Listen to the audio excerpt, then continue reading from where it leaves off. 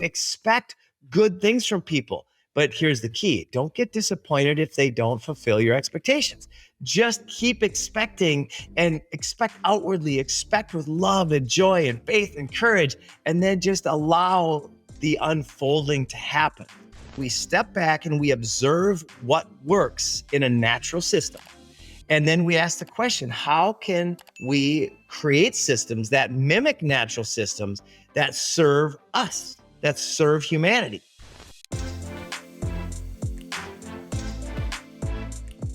Our guest today first learned about the power of writing his goals down at the age of 19. From the practice of inspired visioning, he became a 4-time All-American and national champion wrestler.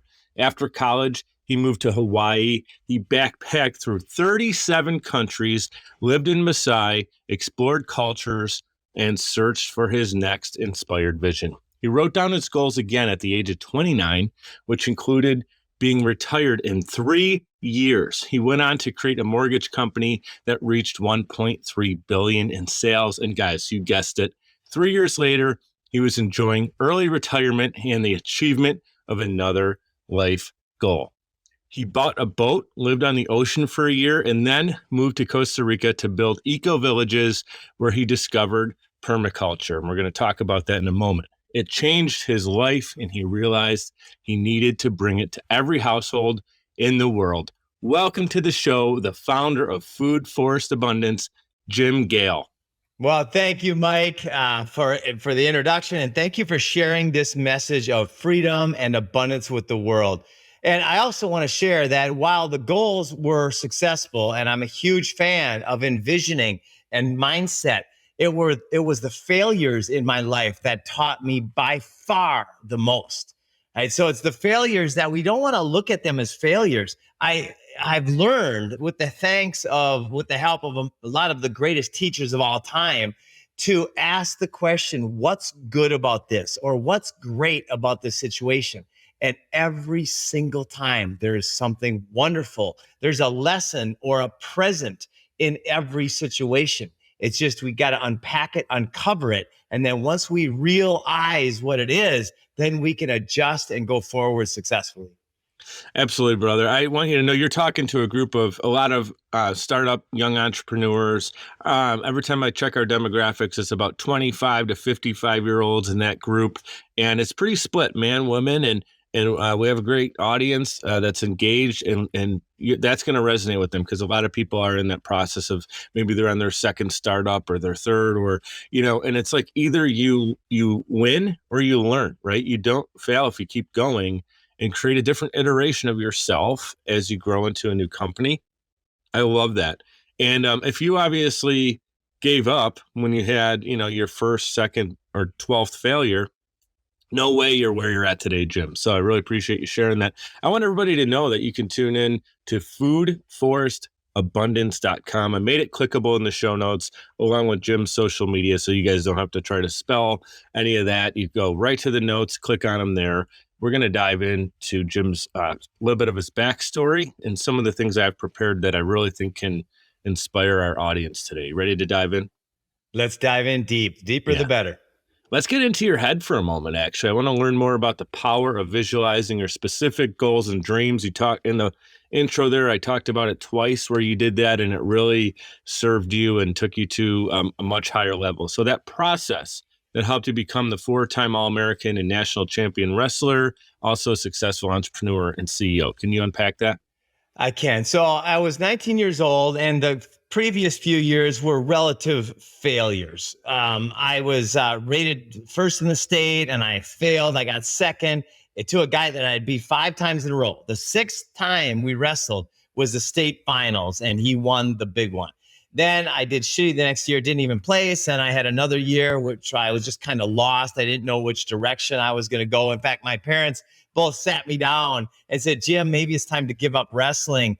And wrestling was the only thing I really had that I felt good about. And so I said, nope, I'm going to give it one more try. Then my coach, Dr. Gary Rushing, said, Jim, and to the whole team, said, team, write your goals this weekend. And when I looked at the 3-page pieces of paper, I was like, shit, because I'd never liked homework. I didn't do any homework in high school or college. I got C's and B's just so I could wrestle. In fact, I still cherish my ADD to this day. My ADD was the best gift that God source has ever given me, right? It helps me focus on what I want to focus on and not what some out Someone here else, wants me to yeah, focus on, yeah. Someone right? else has a plan for you. You have your own plan of what you want I to have my own focus plan. on. And we Yeah. all should be the authors of our own stories, of our own lives, Yes. instead of thinking that authority should tell us or dictate us through governmente, which means mind control, how to live our lives. Right. This Mhm. idea that governmente is good for us is one of the biggest scams of all time. So I wrote my goals that weekend. It was a Sunday night, partied all weekend. Sunday night came and I started writing. And right when I started writing, I started visualizing myself in the future in a way that I had never done before, in a compelling, exciting way. And I actually got into it. I started going, oh my gosh, if I could do this and I beat this guy over here, maybe I could be an All-American. Then that got me excited. So then I said, well, wait a minute, maybe I can be a 3-time All-American and national champion. And then I ended up being a 4-time All-American and national champion. I was inducted into the National Hall of Fame. And the thing I was most proud about is I was a freshman in college and I got voted captain of the team because I was so inspired. And that was what really changed my life. When Doug James said, I nominate Jim Gale for captain, and somebody seconded it, it helped me become who I was because I wanted to live up to their expectations. So this is also something beautiful, is to expect good things from people. But here's the key. Don't get disappointed if they don't fulfill your expectations. Just keep expecting and expect outwardly, expect with love and joy and faith and courage, and then just allow the unfolding to happen. So that's how I started really understanding the value of vision and mindset and goals. Man, I never heard of. Is that your own word right there? Understanding instead of understanding. I like that. It might be. Understanding is a Yeah. bunch of BS, right? We don't want to understand. Understanding is slavery. Understanding is freedom. I love that. But what I love about that too is you're a freshman, so you didn't let that title minimize who you were, because you know, and they didn't let it actually, because you know you're not able to say I'm the captain and everybody seconds it. It was the wrestling coach that said, "Hey, I identified Jim Gale as our captain." Someone else seconded it, and then it just showed that your energy, I'm sure you were highly prepared for the moment. You being prepared, your energy allowed them to see you as captain, and they didn't care about the title that you were a freshman or, you know, not a right. So I think That was the that's most huge. logical choice in the room at the time. Yeah. Our team was 7th in conference out of 8 teams. We were horrible. And so I was the most logical choice. By my senior year, through a complete coaching switch, we were 2nd in nation. So we went from 7th in conference to 2nd in nation in 4 years. It was one heck of a good time. And I never missed a party. Let me ask you. I love that. So, hey guys, you could play hard, you could work hard, play harder, but in this case, Jim knew where he was going. You identified the end game of being that 3-time champion, and eventually you're like, let's go for 4. You know, I stopped here. I like 4, nice even number. But here's the scoop. I don't want to put words in your mouth. Did you at that time realize what you were kind of doing? And then, like, again, the story is when you were 29, you applied that to business. So there's kind of a 10-year, I want to call it a gap, but 10 years happened. And then you did it again. So when did you realize, wow, there's so much power in visualizing what I want to do? And I know Michael Phelps and a lot of these Olympian athletes do this. They actually picture their day from the time they wake up until they get the gold medal in their hands. Is that kind of what you were doing? So I realized it when I was in this network marketing company, right? And I was driving to Dallas with a group of guys, and we were listening to Dennis Waitley, The Psychology of Winning. And it blew my mind. I could not believe the information that Dennis Waitley was giving us. I was so inspired and so thankful. And yet I was also so perplexed. Why didn't we learn this in high school or in college? Why didn't we learn this? Well, at the time, I didn't understand who was really running the world. And I thought that everybody was out there to do good for us. I didn't know that that's Yeah. not the whole point is control of the mind. So when I heard that, that was the catalyst for massive action and change. is to wake up to the potential that every one of us, in fact, Napoleon Hill said, whatever the mind of man or woman can conceive and believe, it can achieve. Those aren't just ramblings of a nut. That's the strategy spoken by the guy who studied the most successful people in the history of the world. And that's his statement. Think and grow rich. Well, I'd like to change it from thinking to experience or feel, because we live in a vibrational experience, a vibrational reality. So when we can raise our vibrations and think and feel and experience in terms of abundance, then it is just the next logical step. It will come at that point. Yeah, and I believe it. The law of attraction is something that I've experienced in my life. I believe in God, and I feel God and the universe are connected. And I feel like when you're tapped into it, beautiful things can happen. If you're silent to it and you just ignore it, then it doesn't really serve you. It's there, but if you don't like plug it in, just like a light, it's there. But if you don't plug into it, there's no resonance there's no light. Illuminance is the word I'm looking for. You nailed it. Tesla said, if you want to find the secrets to the universe, think in terms of energy, frequency, and vibration. And I'll change that word think again to feel or experience in terms of energy, frequency, and vibration. And faith and courage are the foundation of the freedom of humanity. So to be inspirited or inspired or to live enthusiastic or enthusiastic lives, that's the foundation of freedom. And that's what I teach. Number one, that's the most important thing, is to allow the mind to go silent, to relax, and then new ideas come from somewhere magical. That's the key to the next step of our evolution as humanity.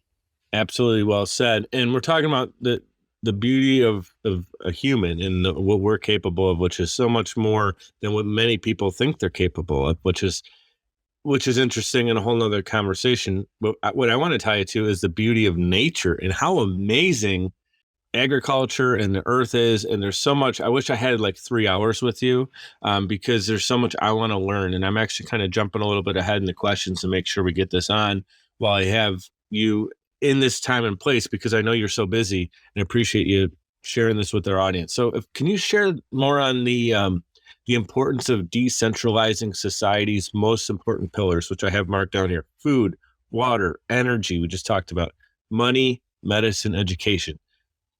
What's going on with the decentralization, and tell that part of the story. So after I learned about what was going on in the world about 15 years ago, it was 2007, I red pilled. I also learned permaculture, and I had my first 2 daughters. And when you have kids, when I had kids, my experience of thinking about the future completely changed, because I started asking the question, what's the world of my kids and my grandkids going to be like in 10, 20, 30, 40, 50 years? And when I learned permaculture and red pilled, I realized that that we have to make changes. And I lived this obsession because I'm an optimist by my very nature. And I started becoming obsessed with the question, how do we catalyze a shift in consciousness that leads to mass adoption of simply using our resources wisely? And then I read Bill Mollison's quote, though the problems of our world are increasingly complex, the solutions remain embarrassingly simple. And I started to bawl, because from that day, I'd be really obsessed, 10, 12, all day long, really. In fact, I've created filters for reality, and which anybody can do. Well, that's what belief systems are. They're filters for reality. If you believe something strongly enough, if you believe something is a certain color and it comes to a different color, you're going to see the color that you believe it is. So I started filtering reality based on these questions, and then seeing the pieces of the puzzle fit in from every direction. And we have the solutions to all of it. We launched 12 months ago, and it's scaling globally so fast that we are changing the world. And the answer is, in fact, Victor Hugo said, there's one thing stronger than all of the armies of the world, and that is an idea whose time has come. My friends, the Garden of Eden. And I'm not talking about the re-legion place, the place of rebinding and control. I'm talking about a place of abundance and freedom and love and joy, is the next logical step. It's not a utopian fantasy. The Garden of Eden is how it should be everywhere, which simply means turning 50%, the 40 million acres of lawn around the world, into edible regenerative landscapes or food forests, that one thing will completely reverse mass extinction and deforestation, heart disease, cancer, diabetes. It will end world hunger. That one simple thing that's good for us on every level. Jim, I have 130 episodes out so far. Okay. I've interviewed incredible people, including yourself, just amazing people, all in different industries, all walks of life, all over the globe. Absolutely beautiful people. And what you said right there may be my favorite clip. And it's not to, minimize the rest of the amazing people on the show. But the fact is, if we do not take care of this planet, it's not able to take care of itself anymore. We've basically, what I'm talking about is like civilization over time has done so much damage that you're saying we can reverse it, if I'm understanding you correctly, with all the misused space, like, the just empty lawns and empty land and all this stuff that or there's places where we're just, killing the forest. Is it called deforestation, you said? So we can reverse it. Talk about that. What can we do? I don't want to say average person, but I'm just saying like the regular everyday American, because we have mostly an American audience, or you could talk more across the globe. What can we do to help? Okay, so first thing is to let go of the confusion and see through the illusion and the scam that is mind control, that is governmentate, and to be the authorities of our own lives, which means taking responsibility, having the ability to respond to the facts that are out there that we are destroying our planet. And then who is destroying our planet? It is the poison producers that produce poisons on every level. You watch the mainstream media, which was purchased by JP Morgan and his crew 100 years ago. They actually commissioned a study and purchased 75 of the most influential newspapers of the day 100 years ago. Wow. For one reason: to control the mind of the slave, of the peasant. Goethe said, none are more hopelessly enslaved than those who falsely believe they are free. My friends, property taxes, income taxes, all of these are slave taxes. And the people that are proposing and enforcing through violent means these taxes are the scam. That is the same families who've run the world forever. The solution then is to simply rise up and have faith and courage and to use natural systems, God's systems. God didn't make mistakes. There are no weeds in our society. Every single plant, except for these GMOs, which are incredibly horrible, right, is meant to be here and has an incredible function. So when we design systems, we design our backyards to serve the God's vision of our world, then we literally create freedom on every level. We could have 20 billion people on this planet easily if we simply used our resources in a wise way. Wow. That's, again, a lot to unpack. I'm thinking of a recent guest I had, tremendous guest, Dr. Bill Dorfman. Not sure if you're familiar with him, but he's a cosmetic dentist. Yeah, you're familiar. And he said, God created us all to be 10 out of 10s. Like when you wake up in the morning and you see yourself in the mirror for the first time, do you truly believe you're a 10 out of 10? And I feel that's the same with nature. God created the earth, or, again, if you don't believe in that, you have to believe something created this beautiful planet that we have with all the beautiful plants and life, that this is just full of life. And it's not created to be, damaged goods. It's created to flourish, and it's created to create beautiful fruit and, nutrition. So I want to keep that conversation going right there. Can you give us more of a better, like, in-depth understanding of the word permaculture? Walk us through the progression. It's kind of a two-part question. So what exactly is permaculture? And then the progression of food forest abundance that you created. And I thought it was a while ago that you created. It sounds like it's still very fresh. Very fresh. In fact, we had a handful of people 12 months ago, and now we're 700 people around the world. Oh, man. It's going absolutely viral. And this is just the start. We just got a $50 million donation to put food forests in schools all over the United States and North America and soon the world. And that donation, and if anybody out there listening wants to do something epically profound, then help us put food forests in schools all over the world. And so permaculture is a sustainable agricultural design science that started with Bill Mollison and David Holmgren and Jeff Lawton, and now one of our new collaborators, Greg Nibbs, and many others. It's a science whereby we step back and we observe what works in a natural system. And then we ask the question, how can we create systems that mimic natural systems that serve us, that serve humanity?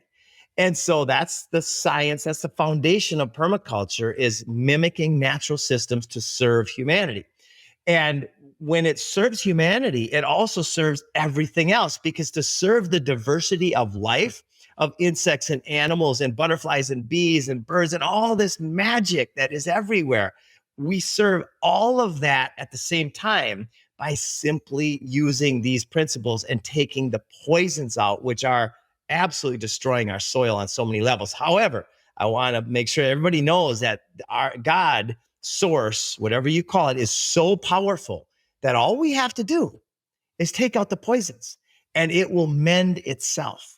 I want to make sure we don't just overlook what you said there, because going back to the first thing you started to talk about, which is bringing food forest abundance and the teaching of it into the school. I want to make sure our audience doesn't just overlook that. That just sounds good. It's a nice little soundbite. No, what you're talking about is actually teaching children from a young age all the way up to adulthood, 18 years old in high school, and then it should continue on and be a regular course in college as well, how to create their own crops, right? We're talking fruits, veggies, we're talking things that can bring in natural wildlife that can enjoy it. And it's not like you have to worry about putting a fence up or, get rid of all the insects and stuff, and literally create your crops in your backyard.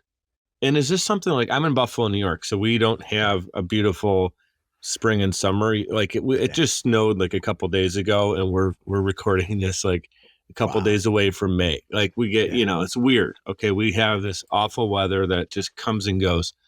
I don't know how I would be able to sustain it for 12 months. So if you can speak to, is there like an area that it works better in, obviously because of the weather, and then talk to what are some of the blueprints that you create or are accessible to the everyday man and woman that can do this at home? Yep. Okay. So permaculture, I'll give you an example. I've got a buddy named Chad Johnson who lives near the tip of Lake Superior in northern Minnesota. He has 300 different species of edible and medicinal plants. He lives off grid in a tiny home in the midst of this 5-acre food forest. And he started about 5 years ago. And he estimates that tens of thousands of plants have been planted in the forest around his food forest by the birds and the wind and the animals who've come into his system, eaten some of the plants, and brought it out into the community or into the forest. So if you unpack that, how incredible that is. A food forest is expansive. The Garden of Eden is expansive by its very nature. The amount of energy and resources that it has taken to create the wars and the slavery systems around the world and poisons that have killed the Garden of Eden over the last thousands of years are incredible. However, this is the apocalypse. Thank God for the unmasking. By the way, the word apocalypse means lifting the veil or unmasking. We are becoming aware of the scam. The 40 million acres of lawn is the biggest, most detrimental scam in the history of our world. And the agriculture taught in colleges and universities is the most destructive teaching in the history of the world. Monocultures are not natural. So to propagate and to use these monocultures, what do we have to do? We have to use systems and poisons that actually mine and destroy the soil. That's why the UN, a criminal organization, and permaculturists around the world are saying that we have 60 years left of topsoil and then we're done. Yeah. Right? So like not even 2 generations. I did hear that when I was preparing, and I was like, I got to ask him about this. So if we don't take action as a nation right now, and especially, just talk about our home country, and then that picks up around the world, we're talking 60 years, we can be in real big trouble. Like not like, oh, if we don't do anything, this could happen. It will happen within the next 100 years. We're going to be hurting. I think that this next winter is going to be a really tough winter for a lot of people who don't have access to food. The food supply chains are being systematically destroyed in the last little bit, in the last very short term. Close to 100 food processing centers have been burned to the ground. This is a strategy that Henry Kissinger spoke about 50 years ago when he said, if you want to control nations, control oil. If you want to control people, control food. And this isn't the ramblings of some random guy. This is the guy that speaks his strategy and has met with every U.S. president.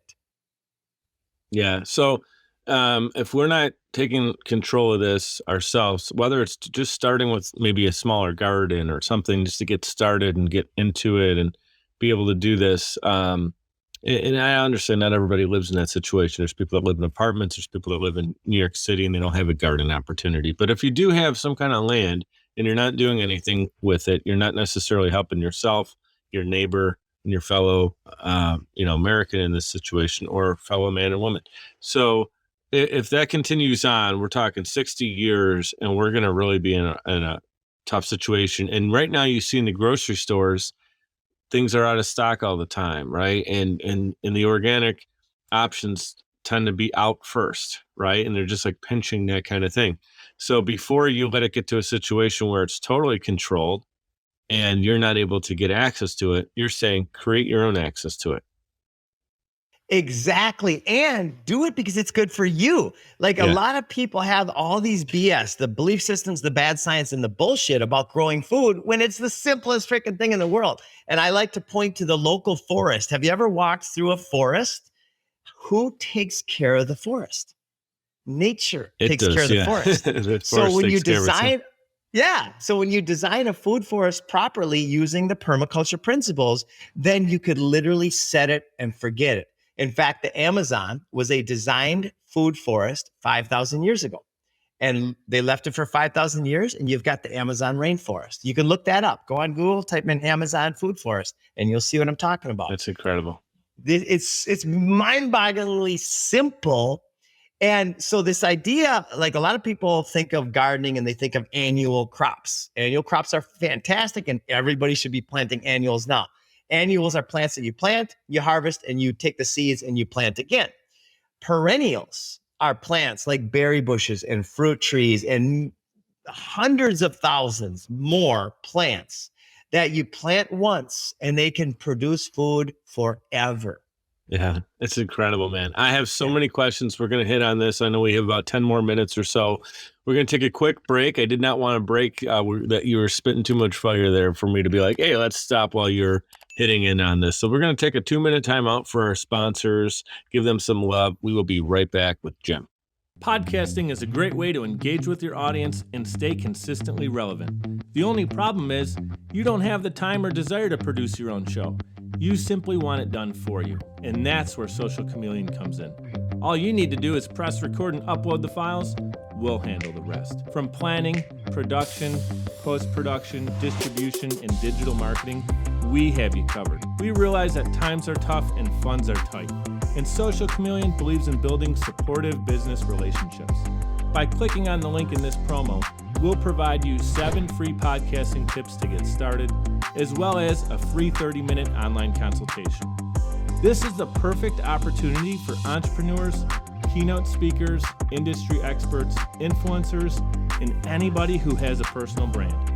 With Social Chameleon, we help you build a brand that is out of this world. We're ready and waiting, so what are you waiting for? Click on the link to get started today. Hey guys, it's Mike. I'd like to give a proper shout out to Navigator Bookkeeping. Look, for a long time, I ran my business without really understanding the full financial picture. I used my gut and my bank account balance to make decisions, which led to some poor choices and constant stress over my business's finances.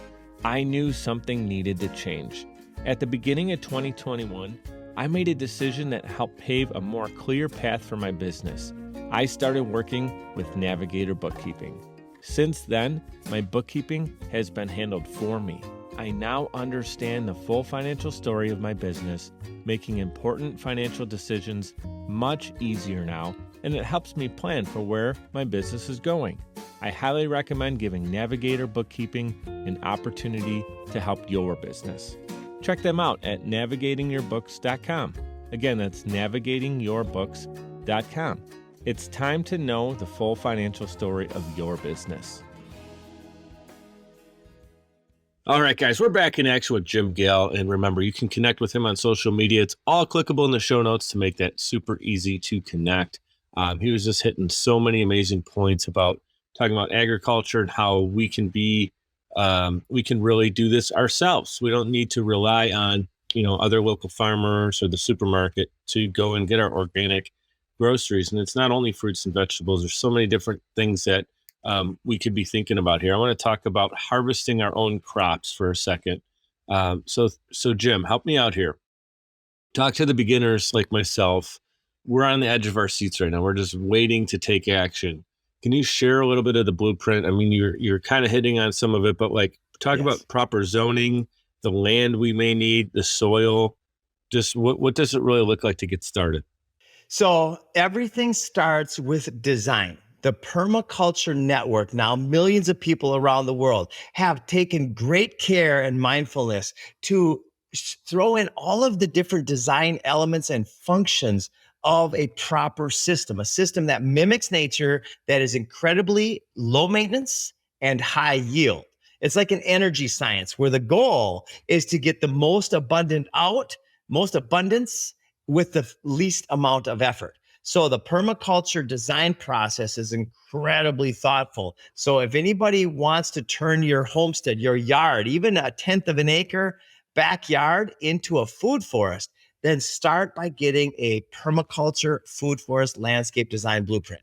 Every blueprint is custom, and it's meant to first fit the agricultural zone, because we want to make sure that the plants that we're putting into that food forest landscape design are plants that will go well in that particular zone. Secondly, we share with the customer and we engage a customer in what their goals are. Some people want to be involved in their food forest a half an hour a day, every day. Other people don't want anything to do with it except for they want to just go get free food whenever they want. So we can design the food forest to match the customer's goals and desires. Do you actually, it's like a consultation that happens first. You see, okay, here's your landscape. This is what we're working with. And then okay, this is in the middle of Kansas or something. So this is what's natural. This would thrive here. And then you may look and see, based on the way that the sun hits or whatever, what proper, I was doing a little bit of homework on this, the way that the wind blows and the way that the sun rises and sets. There's different areas that you'd want to put particular trees. And so that's the blueprint you're talking about, is literally saying, this is how we would map it out. And then can they hire you to literally do that process as well? And then it's kind of upkeep for them after that point? That's exactly right. So it's a lot like building a house. You start with the architectural design, right? Mm-hmm. The customer works with the designer to figure out how big do you want it, how much, and all these different details. Then once the design is done, it goes to either the customer can DIY it at that point, or one of our food forest cooperative partners can do the install. We have probably the fastest growing cooperative ever. We're now in about 20 countries and almost every US state helping people grow food. So it starts with the design and then it goes to the install. Wow, man, that is so cool. And again, it's foodforestabundance.com that they can get the resources for that and kind of dial in. Yes. Awesome. Cool. That's right. And we're big into schools and we're big into education. We're big into putting our resources back into society in a strategic and logical way, because our first priority is getting freedom back. And that freedom means everything. It means abundance. It means joy. It means the health of our individuals, our families, and our society. And again, it goes back to the quote. I don't remember the gentleman who said it, but it's about it's a simple idea. It's a simple execution solution. Again, nature it's very complex. Holy smokes, is it complex, but it's very simple at the end of the day. You need this energy. It's the best. And that's actually leading me into my next question is what I'm asking you right now is if you can talk about a balanced diet and talk about the organic crops that people can create for themselves. I want to talk about like an actual healthy, nutritious diet. And I don't even like the diet anymore because the word diet kind of makes you think that you're going to do it for like a 10-week program. We're talking about a lifestyle change. Someone who's going to be looking for anti-inflammatory health benefits. So what, if you're going to set me up and say, this is what you're going to eat for a long, healthy, vibrant life, what am I sourcing and eating every day? Diversity is the key to the strength of any culture, of any mindset, and of any food forest, right? The monocrops are the problem because they take poisons and all sorts of techniques to manage. That's where you get plagues of locusts and inchworms and all these things. When you have diversity, then your body craves and loves diversity. So for instance, we're doing an off-grid community here in Central Florida, and we've already got about 170 different types of food growing on the property. We've got a 3-mile fence. That's a 3-mile food fence with 26 different types of edible crops growing on the fence. We've got a pond, which we've designed, and we've got several different types of edible lilies and pickerel weed and all the different species, plus 9 different types of fish that we have intentionally designed into the pond. And we have syntropic agroforestry, which is just rows of fruit trees and berry bushes and roots and tubers that you could put along the edges of your yard. So what we would design into your system would be diversity to the max, where you've got something growing most of the year. Now in New York, in Minnesota, you might have a harvest time of 4 to 5 months, but you've got such an explosive harvest that you can literally save your excess for all winter long. That's what I was going to ask. So there's the answer I was looking for is save it, maybe get a couple extra refrigerators and things that you can, so you can keep it throughout the winter. What's the actual average size of a backyard? Do you know? I mean, in doing the studies on this stuff? Well, the average food forest, like on a quarter acre to a tenth to a quarter acre suburban backyard, you can literally grow enough food to feed your family a healthy meal every single day. That's incredible. So what would the cost of that be? Just if someone's like, I want to get started, and now they need to understand what it's going to take. It's exactly the same as landscaping. So except for it's hyper functional landscaping. So you can have a landscape, you can have a $5,000, $6,000, $7,000 feature, or some people are going for, like, we're spending probably $400,000 to develop 52 acres of mega food forests. Yeah, but people are spending more than that putting a swimming pool in when they could be putting in crops that can feed their family for a year. Yeah. And some of them are, what was the word when it's annual? It keeps coming back. Perennial. Perennial, yeah. So some of these things are perennial, so it's a one-time cost and a residual benefit. So this is something that is really changing not only the way I think, but it's giving hope to a lot of people who are feeling like we want to eat better, we want to do the right thing.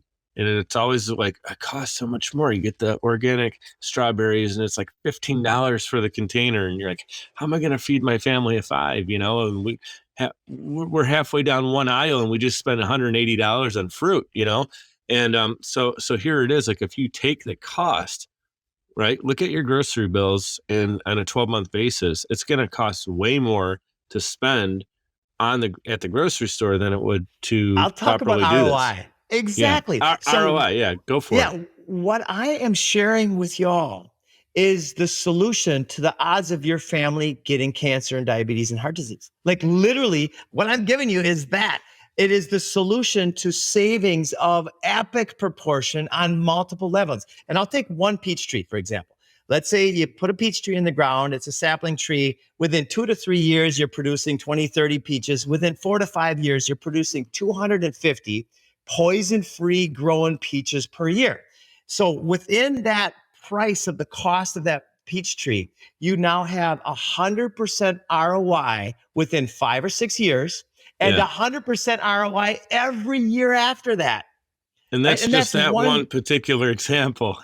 Exactly. Now scale that, put a guild, which is a community of plants that support each other around that peach tree. Now you've got 3 different types of berry bushes. You've got roots and tubers. You've got a vine going up the fence. You've got like 7 or 8, even 12 different edible plants in the space of a peach tree, which you used to mow the lawn. Now you walk outside and you have incredible abundance. It's the best ROI of anything proven historically over time. Yeah, it's like you go in your backyard and you have your own mini Amazon jungle back there. Just with being fruitful, literally to the health and well-being of your family. You talked about this cancer. Obviously eating the right things, eating healthy, and if you were to harvest your own crops and have that organic, list of foods that you're putting in your system every single day, your chances are obviously so much greater of protecting yourself against getting cancer. I don't want to say it's 100%, but I'm sure it's, incredibly significant. Yeah. And so right there, we talked about cost. What is the cost of your health? What is the cost of you living longer for your family, for your spouse, for your children, for your grandchildren? You do not have it. There's no number. I'll just say it for me. There's no number for that, right? My business, as I mentioned to you off camera, I have the Social Chameleon, a podcast agency. Of course, I want that to do extremely well. But guess what? We could be the number 1 company in the world. If I don't have my health, I'm done. The company can continue on, and that's a beautiful thing. But me personally, I'm not able to, without me having my health, I'm not able to serve anymore. Right. And service is the number 1 reason I'm doing this. Yeah. So me too. Yeah. Yeah.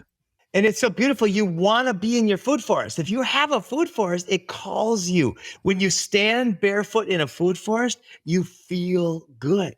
Like it's every single level. What this is the answer to all of the world's biggest problems. Yeah. Now, when I think about that, and I hate to say, not to sound like I'm wired negatively, but I'm wired, maybe realistically is the word, knowing that a lot of times when you do good, there's kind of like this pushback situation. So if people start doing this more and more, they're already doing it, folks. Like this is 2022. Like food forest abundance is already ramped up, and people are taking advantage of being smart about this stuff. So it's not like hypothetical. It's happening. But when this continues to happen on a massive scale, are the local farmers and the big business farmers and the giant grocery stores, including like Walmart and stuff that sells, fruit and veggies and all this stuff, is there going to be pushback? Like, we don't want people doing this because now we're not making money off of them. Of course, money, once you start getting involved with money, does it start to get governed? Is that something you have to worry about? That's the beauty of this solution. Anybody who tries to push back, we make them look like idiots. Elaborate. So somebody comes in and says, this is a bad idea. Like, I'll put a post on Next Door Neighbor and I'll get 172 comments. 2 comments are people that are pushing back, saying, I don't want this or that. And their reasoning is so radically flawed that all you have to do is look at the reasoning. Some people say, I don't want spiders or snakes, right? Well, first of all, a food forest is a diverse system that brings in life. Snakes and spiders combined kill 11 people per year out of 330 million, and they are already sick people for the most part, right? In other words, the odds of getting killed by lightning are infinitely more. The odds of dying of cancer, heart disease, and diabetes, well, they kill, 2/3 of the people? Yeah. And how do we die from that? It's the lifestyle, it's the food, it's the poisons. So we can literally make anybody who tries to say that this is a bad idea, we can show the plastics that are in our oceans, in our landfills. This takes out that issue. We can show every level of the food supply chain, which is 1,500 miles from farm to table. And a lot of these people are the big carbon footprint narrative people. Say, okay, you want to stop that? Then grow food in your backyard, and you just took out X tons of carbon footprint out of the atmosphere, yeah. Right? But there's I'm talking. What about the pushback on the financial situation, where all these companies are like, imagine what that would do to the grocery stores and the local farmers that rely on customers. Yeah, the local farmers now can let their land go back to Mother Nature and to be healed. And then here's the magic of it. A food forest designed and integrated into the landscape will bring in massive abundance. Herds of bison will be back again. Deer and beavers will be roaming the North America again. All of this abundance will be in society. The only people who lose in this scenario are the Jeff Bezoses and the people who stock billions of dollars. If we use 2% of Jeff Bezos's wealth, we could have freedom on a global scale everywhere within just a few years. But they don't want that. They want control. So they're the ones who lose. Everybody else wins. Yeah, and well, that's a big battle though, because they're the ones with the money and power though. So like, that's an uphill battle. But I do like what you're saying. I think that so many more can, including myself, can do more for ourselves, for our health. I'm already a health conscious person. I talked to you about that a little off camera about what I'm eating, and knowing that I can harvest this myself and really be more proactive has me super excited. Like I'm giddy right now just thinking about being able to do this on a big scale. And honestly, when I'm thinking about the next move, the next home, the next situation, is thinking about, okay, well, what does that look like also from a land standpoint of being able to do this? And even if it's a little a corner of an acre or something, how significant that can be, like you said, and it's crops that continue to grow year after year. And from a financial standpoint, it takes care of itself. I know you said you can extend this a little bit, so I want to take advantage of having you for a couple extra minutes. This is a little different. Kind of want to get to know you a little bit more. You talk so much about food forest abundance, and I appreciate you doing that because I know our audience is really looking for that information from you. But also talk about you a little bit. I mean, you're well traveled. You've been to 35, 40 different countries, if not more, at this point in your life. You're well traveled. Can you share some of the most breathtaking, beautiful locations, or maybe just scenes that you've got to take that mental snapshot of? Where are some of the best places you've been? I lived in Africa with the Maasai and the Maasai Mara, and wow, that was an epic experience. The people there, I asked them a million questions. I lived in Chiang Mai in the jungles and different Australia and many places, and I'd always ask. I'd never stay in like the expat or the tourist areas. I'd go right into where the culture was. And what I learned is that people are the same. It's so different, but yet so much the same all over the world. We want community. We want love. We want purpose. We want connection. And I would ask millions of questions in these different cultures. And I love people. People are fun to learn from.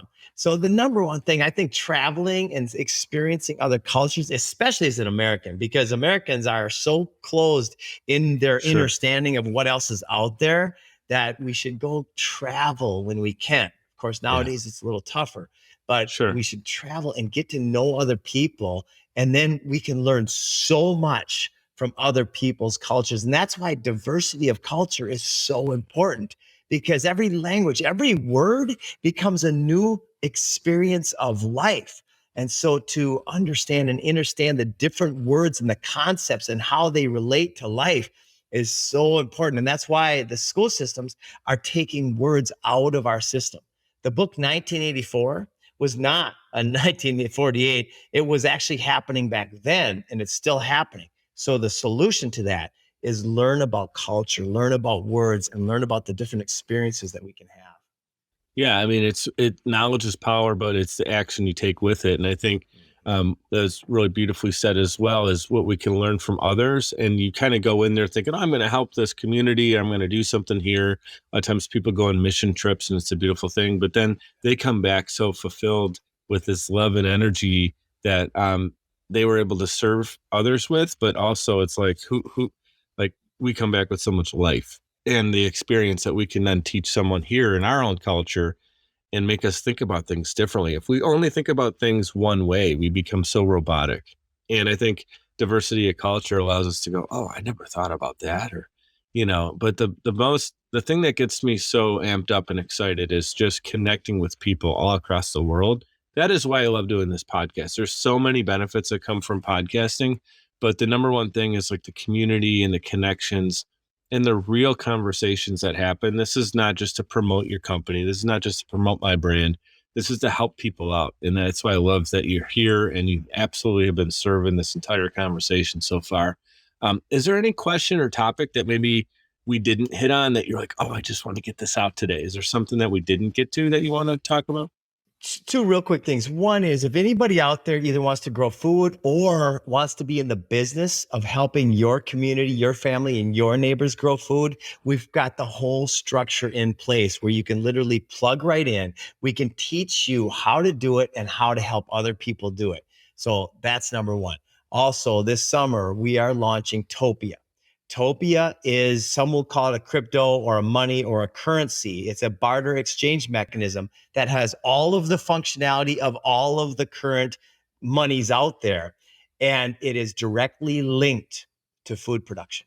So Topia is mined when somebody decides to grow food ethically, which means without poisons. Then they receive Topia and half of it goes to the market. So in other words, we're creating the most logical and viable abundance creating currency ever. So it's a current Topia will be a currency where someone in my neighborhood has their own food forest, and I'm like, hey, I have 10 credits. I'd like to come by and get something. You can exchange goods for a value, and it's Topia instead of it being for It's American instead US of Bitcoin or the US fiat dollar, right? Oh, very, very cool. So, this is the currency, the barter exchange tool that literally incentivizes the creation of food and abundance, and it can be used for anything. People will be buying cars and houses with Topia in the near future, and every house that's bought means that a bunch of food was growing, which we need right now. It's always connected back to that. That is the driving force behind it. Yes. Really, really beautiful. Hey, you talked about something earlier about how we get to write our story. I think it was one of the first things we talked about with the mentality and the mindset of you as a young wrestler. And, I had a joke in there too, because your nickname growing up was Nature Boy and you're a wrestler. And it made me think of Ric Flair, of course. I'm sure you've heard of that before. Oh, yeah. Yep. So I'm like, wait a minute. There's two Nature Boys out there that wrestle. But talking about writing your own story, right? So I want you to put yourself in this mentality real quick to help out our audience. We want to get to know the big picture. And I think you've already shared it, but you're the author and protagonist in your own life story. You get to write the ending, and God willing, you continue to live a long, healthy, prosperous life. You're looking back on it and you're reflecting on it. Jim, you get to define your legacy. What would that be? Oh, Mike, that is such a beautiful question. So I visualize this every day. I'm 102 years old, so it's 50 years from now. I look fairly much the same as I do now. A little older. And maybe a couple grays in there. Exactly. And I'm sitting at Galt's Landing, and all around me are the Garden of Eden, the food forest that we are creating, and that it's my lifetime's work. And my kids and grandkids and great grandkids and the dogs and all the animals, the otters are playing. Like, it's literally paradise everywhere. That's the vision that inspires me every day to action. Yeah.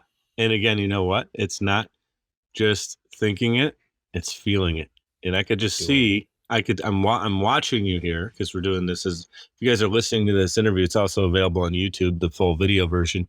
But as I see Jim in the moment here, he is feeling that 102-year-old, he just felt and smelled and envisioned the beautiful colors of everything around him.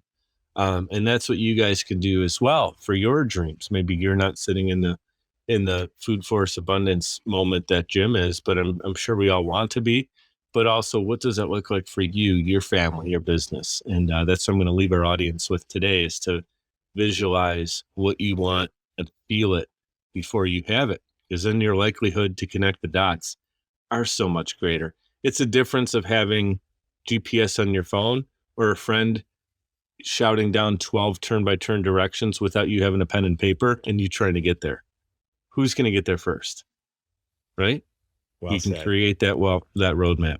Jim, thank you so much. I tell everybody to do two things: be great and be grateful. And I'm so grateful for you being here today. Is there any last words you want to share with our audience? I'm grateful. I just really appreciate you, your message, your energy, and to everybody out there, it's time to grow food and enjoy the process. Amen. Thank you so much, brother. Thanks, brother. I'd like to give a huge shout out to everyone for tuning in, especially those who listen all the way to the end to hear this message. Seriously, I appreciate you, and my guests do as well. Giving a quick reminder to subscribe to this show. It's completely free and will allow you to receive notifications when new episodes are released. If you'd like to provide a tip as a gift, you can do so via patreon.com/MikeDup. It's spelled MIKED up. Patreon.com/MikeDup. You can give as little as $1 per month or as much as you'd like. Every dollar is greatly appreciated and completely unexpected. Appreciate your reviews and your messages coming in on social as well. Keep them coming. Your feedback is valuable and absolutely means the world to me. You can check out more episodes and content at mikeduppodcast.com. We're powered by Social Chameleon. You can also follow me on Instagram. That's where I'm the most active, and it's at Mike DiCioccio, MIKEDICIOCCIO. Thank you so much for your continued support. You guys know what to do. Be great and be grateful.